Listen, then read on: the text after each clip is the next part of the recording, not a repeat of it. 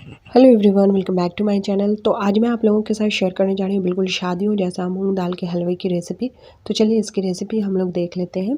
यहाँ पे सबसे पहले मैं ले रही हूँ 1.5 लीटर दूध। ये फुल फैट दूध का यूज़ मैं कर रही हूँ और इसे चूल्हे पे चढ़ा दे रही हूँ बॉयल आने के लिए। और जब इसमें बॉयल आ जाएगा तो फ्लेम लो करके हमें इसे रिड्यूस होने देना है 10% तक। ज़्यादा रिड्यूस नहीं करना, बस 10% हमें रिड्यूस करना। साथ ही मैं इसमें ऐड कर दे रही हूँ 8 से 10 केसर के धागे, जिससे दूध में अच्छा सा कलर आ जाएगा। तो अब यहाँ पे दूध बॉयल होने लगे हैं तो मैं फ्लेम को लो कर दूँगी और लो फ्लेम पे इसे रिड्यूस होने के लिए छोड़ देती हूँ। यहाँ पे मैं दाल ले रही हूँ 300 ग्राम के करीब, और अगर कप से मैंने मेज़र किया, जिस कटोरी से मैंने मेज़र किया है वो 2 कटोरी मैं ले रही हूँ। और इसे सबसे पहले हमें अच्छे से वॉश कर लेना है ताकि इसमें जितनी भी धूल डट है वो अच्छे से निकल जाए। जब आप दाल को वॉश करें तो अच्छे से बार बार हाथों से मल मल करके इसे आप वॉश कर लें। 2-3 पानी के साथ इसे वॉश कर लें। वॉश करने के बाद मैंने इसे स्ट्रेनर पे रख दिया ताकि इसका जितना भी एक्स्ट्रा पानी है वो निकल जाए। इसके बाद मैं इसे एक सूखे कपड़े पे या किचन टॉवल पे डालूँगी और डालने के बाद इसे अच्छे से पोंछ लूँगी ताकि दाल बिल्कुल ड्राई हो जाए। और दाल को अच्छे से पोंछने के बाद मैं एक पैन में इसे भून लूँगी हल्के हाथों से। पहले दाल को अच्छे से कपड़े से पोंछ लें ताकि दाल में थोड़ी भी नमी ना रहे।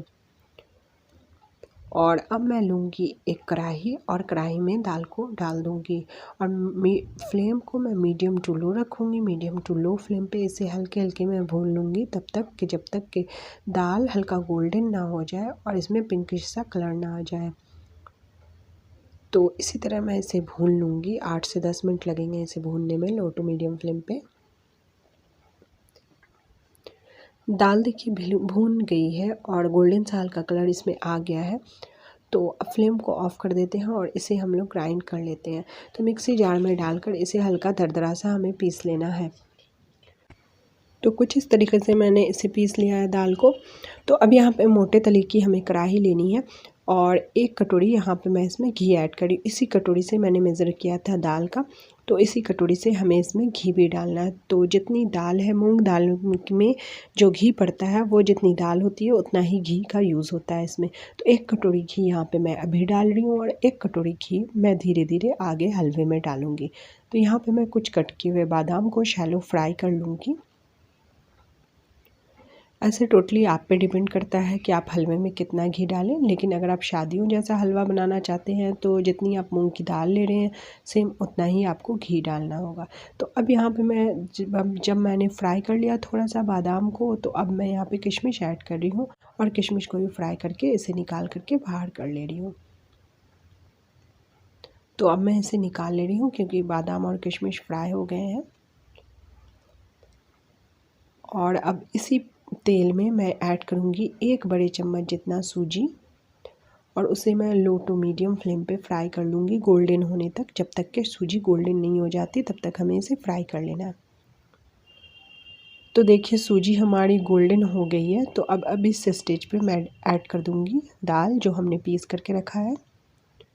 और दाल ऐड करने के बाद मीडियम फ्लेम करके हमें दाल को भून लेना है अच्छे से, या फ्राई कर लेना है हमें तेल के साथ इसे अच्छे से।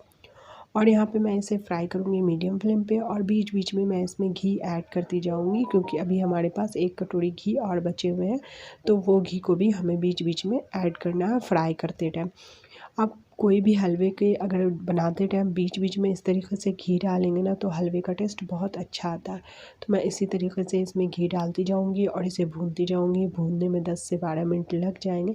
तो बहुत ही अच्छे तरीके से अब हमारा जो मूंग दाल है वो अच्छे से भुन चुका है, देखिए।